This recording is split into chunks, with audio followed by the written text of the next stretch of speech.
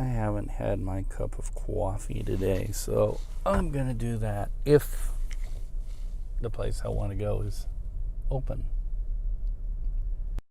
I don't have a gimbal getting in the way, so I put this on the wide.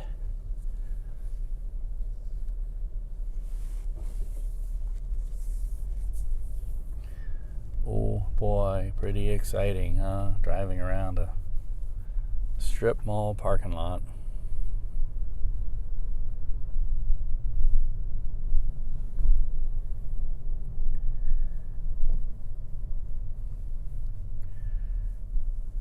I see my wife's beauty salon is still open. It's questionable.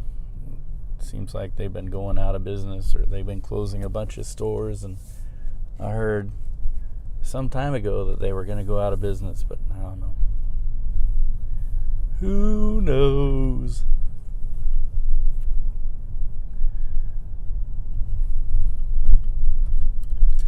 My wife used to take us to get our hair cut there. Pretty expensive place, actually. And she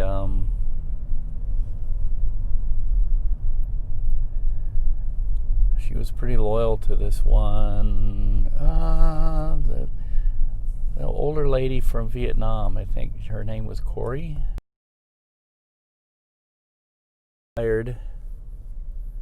And so Suyan started seeing this girl named Heather, and then when they were shutting down, supposedly, Heather moved on to a booth in another beauty salon north of here, Tiffany Springs.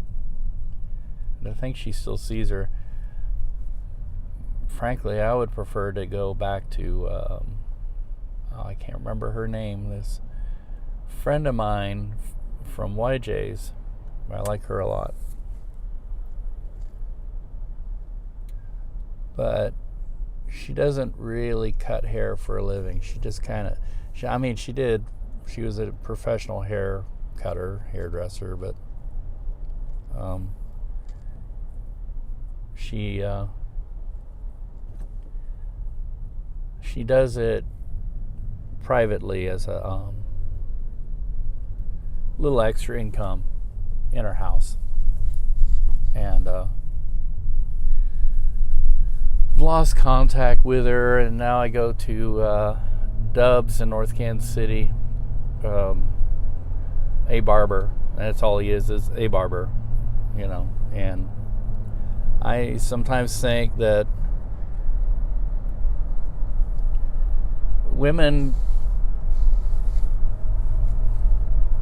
female hairdressers tend to appeal more for the female clientele. For men, usually a barber will do, and barbers will meet the needs of a man more, in many ways, better than the more expensive hairstyle hairdressers, unless you're the kind of guy who really loves to go for the styles, and then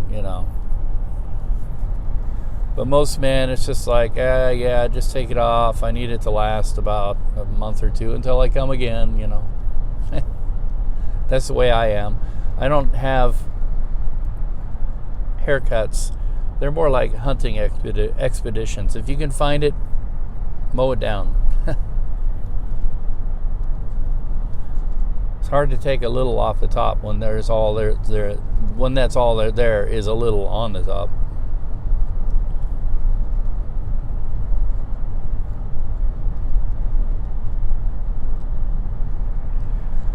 The weather is supposed to turn crappy, maybe even overnight while I'm at Woik. Yes, I have to Woik starting at midnight.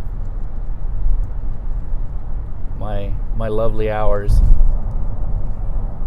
But I plan on going in a little late tonight, because I think that generally on a holiday like this we'll have a lighter load, so I can kind of get away with it and spend a few moments at midnight with the family, and then I'll go to Woik, and therefore I will also avoid being out when all the celebrations take place at midnight, which unfortunately in Kansas City, and I think in a lot of major urban cities in the United States, a lot of people like to celebrate by firing guns up in the air. And even at midnight, the police in the city will find an overpass and hide under it to protect themselves from falling lead. And it seems like every year somebody gets shot accidentally from, what goes up must come down.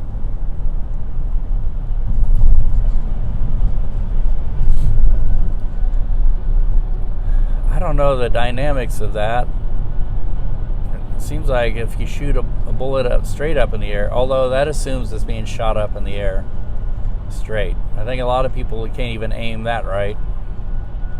Because unfortunately, a lot of people with heavy firepower like this don't know how to use it. Don't use it properly or safely, which is obvious. We're talking about. But it seems like if a bullet goes straight up in the air, it'll lose a lot of its momentum and maybe wouldn't be as deadly coming down. It'd be more like a lead rock coming down. But I guess if it goes up high enough, it comes down with a lot of force, so it could probably do plenty of damage. I don't know. But again, we're assuming that people will shoot bullets straight up.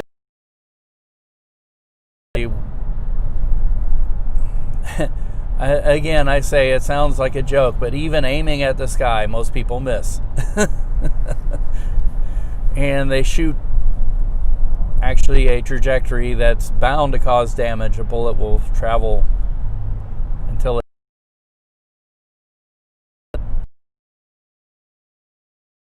human being.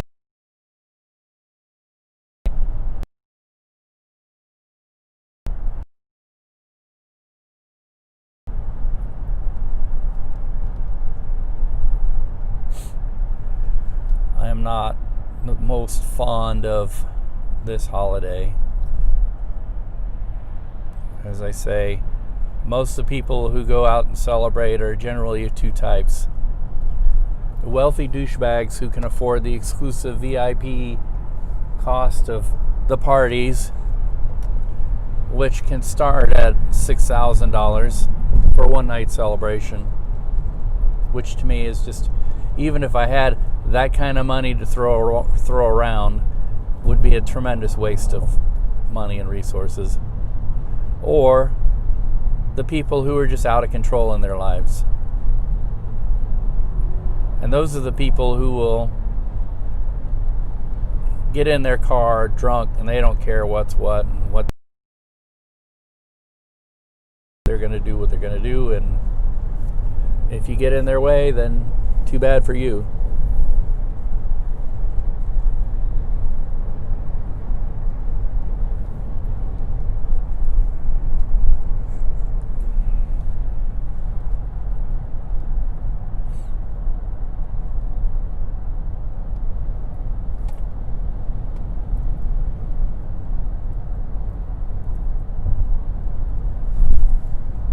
I might have to stop and get gas too.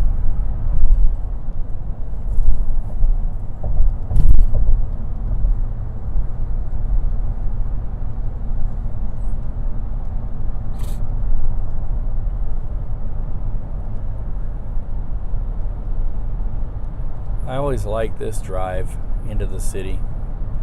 We jokingly call it planes, trains, and automobiles, although I just realized we're coming to an area that's called Briarcliff, and it's one of the richest neighborhoods in the city up here in the Northland. But unfortunately, when you get on this hillside, I call it the Briarcliffy hole. There's no cell service here, so there's a brief moment where internet and everything, all data just drops out. Even to this day, people will be using their phones and they'll drop here on this slope coming into the city. I guess there's no way they can put cell towers here, although even if they could, say, oh no, not in my backyard.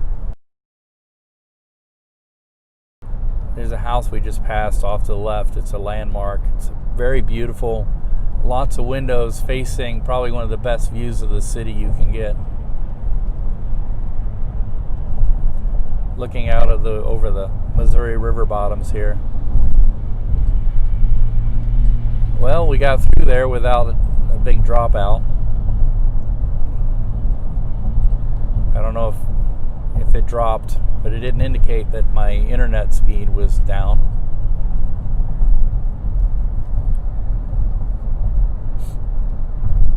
We are on the automobiles portion here on, what is it, 169 highway? I can never get it straight. 169, 69. I never look at the road signs, so I don't know. It's 169. There it is. There's my answer right there. And over to the right is the Missouri River, and over to the left are the Kanoki Yards. Is it Kanoki Yards? Of Burlington Northern Santa Fe.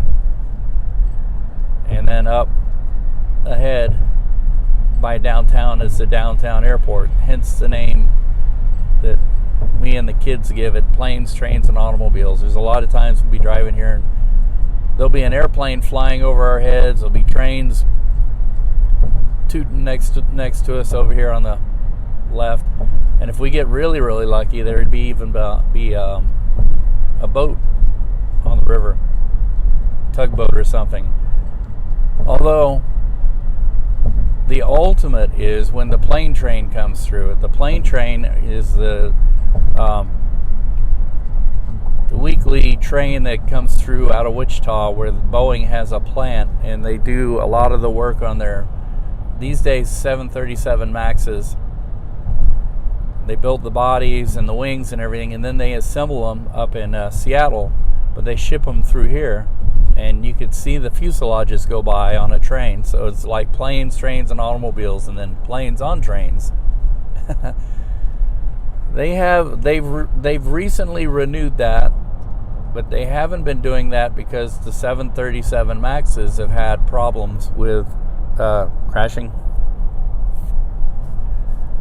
And the whole fleet of 737 Maxes have been grounded, much to the chagrin of all the customers that bought these planes, and now they can't use them. It's been over a year, but I think the FAA is recertifying them or something. They've made improvements to the planes, and the aggressive piece of software that was causing the crashes has been modified or fixed or whatever. I can see by the weather is about to get really, really crummy. Oh, here comes the train. Woo-hoo.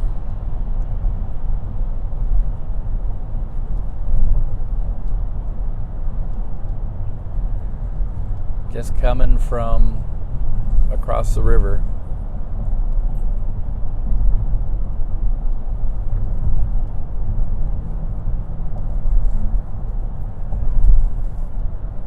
Again, I'm not super fond of this holiday time unless I have to. But since I'm out and I'm a little tired, I was going to have some coffee, but I shouldn't, because I should go back to sleep and then get up and go, because I didn't get enough sleep. And now we're crossing the Missouri River, the Broadway Bridge, otherwise named the John Jordan Buck O'Neill Bridge, into downtown Kansas City.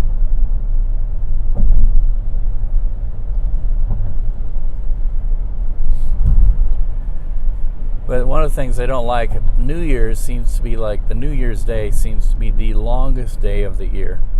There's nothing to do. Everything is closed. How long a drive do I have left? Probably about 10 minutes more. I'm just going up to Sister Ann's Records and Coffee, if they're open. And I'm going to have a Americano.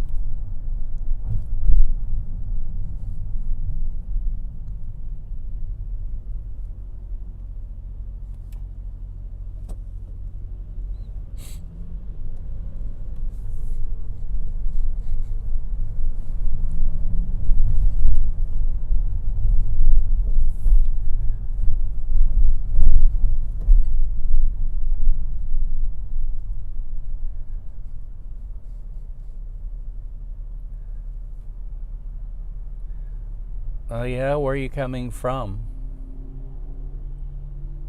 And what would make you want to come to Kansas City? Other than it's a pretty good city. A little too crazy in Portland. Yeah, I can understand that. I'd like to go visit Portland sometime. But I don't know if I could really afford to live up there, and I understand the weather is a bit on the gray side a lot of the year.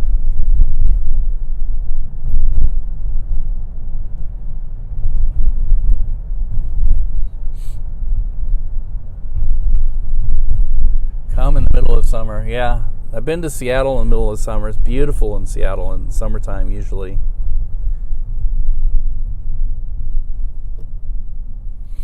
But in winter, I understand it's like, yeah. Yeah, I've been to Seattle. I think the temperatures, we were there, what time of year? 1999 when I visited, and I also went with my wife, and both times it was in the summer. And it wasn't too hot. I think the most it got was like 80 something degrees, which for them, everybody seemed to, it's really hot. Yeah, the Northwest rainforest kind of deal. I've heard that. Matter of fact, what is it we saw in Seattle? It was, and I guess Bumbershoot is a popular brand of umbrella, and they named the last summer concert of the year after everybody's favorite umbrella. And it was explained to me that this is like Bumbershoot was like a celebration to say goodbye to the sun for about 6 months or so.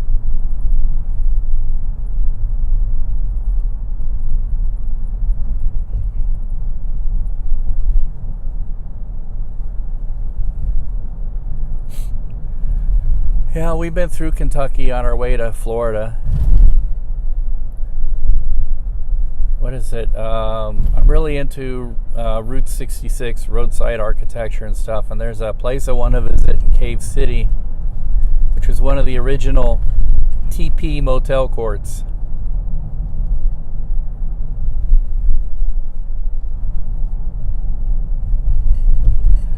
Yeah, in Kansas City, it gets really hot in the summertime. Like in July and August, there can be days where it can be 100 degrees or better. Lately, it hasn't been that super hot, but generally, you have a solid month of like 90 plus degree month, or a month and a half of 90 plus degree days, and you have to run your AC here. And of course, in winter, it's the opposite.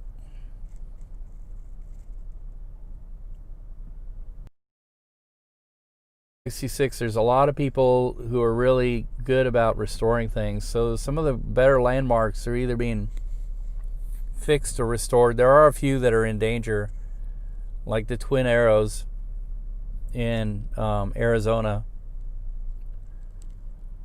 But one of the best landmarks is the Blue Swallow Motel, which has fantastic neon, and a lot of the stuff in Tucumcari is great. And I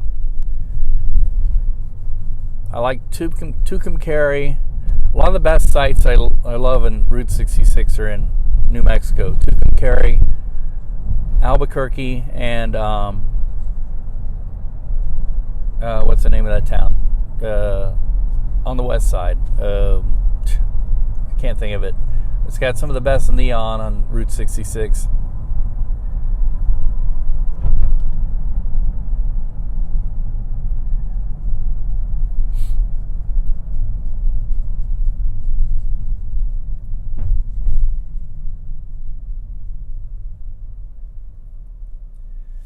Yeah, I like Oklahoma too. Oklahoma probably has the most miles of any state of original Route 66, including roads that predate Route 66 that are still there.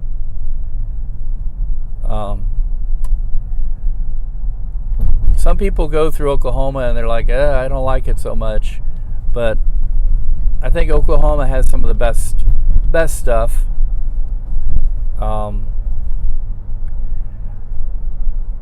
And there are people who really care about it.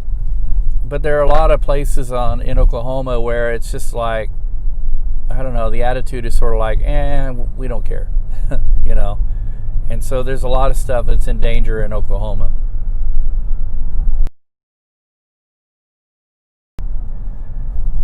I think if I were to rank the states, I'd probably go and Missouri, and then maybe California. A lot of people don't care for California because once you get past the desert, you're in LA, and LA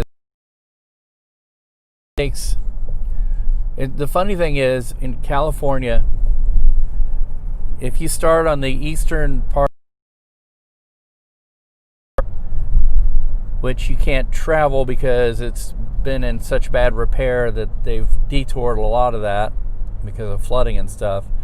But if you were to take that and travel to LA, and then you get into LA, it would take you just as long to get through LA as it does for you to cross all of California because of traffic and lights and everything else.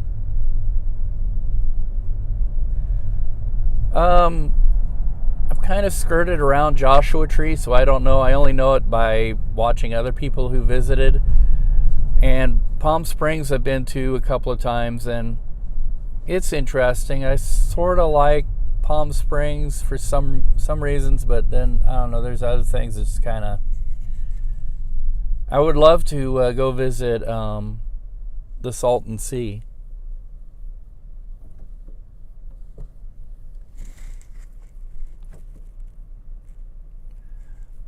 This Subaru it's like a homemade camper. He's got an awning on the side of his roof rack. He's ready to bug out and go somewhere into the deep woods, BLM land or something, in case the apocalypse happens. Which for one person, Subaru would probably work. You could probably sleep fairly comfortably in a Subaru and be low-key and nobody even notice you. I notice because I pay attention for certain things, like the fact that he's got an awning on the side of his roof rack.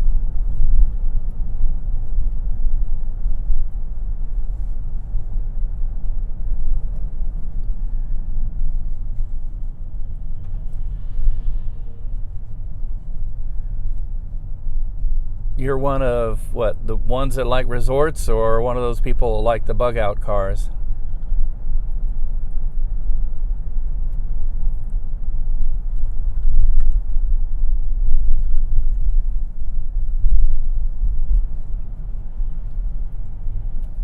Oh, okay, yeah. Although I tell you, I would hate to actually have to be in a survival situation where I would really rely on it. I mean, to me, it's like, it's more for freedom than for like survival. It's more for like getting away and enjoying and not having to rely on expensive motels and things like that. It's for like, you know, pulling over the side of the road and being able to take a nap in your car. And although that's getting harder and harder to do. Are we open? This is my destination here. It says open. All right. Yeah, I think that if some big calamity were to happen, and you know, and I don't think people would be able to survive, first off, without their internet. I think people would go crazy. And the other thing is, I don't think people would be able to survive without everything else that we've become accustomed to, like, you know, like grocery stores and hot showers and things like that. All right, well, I'm here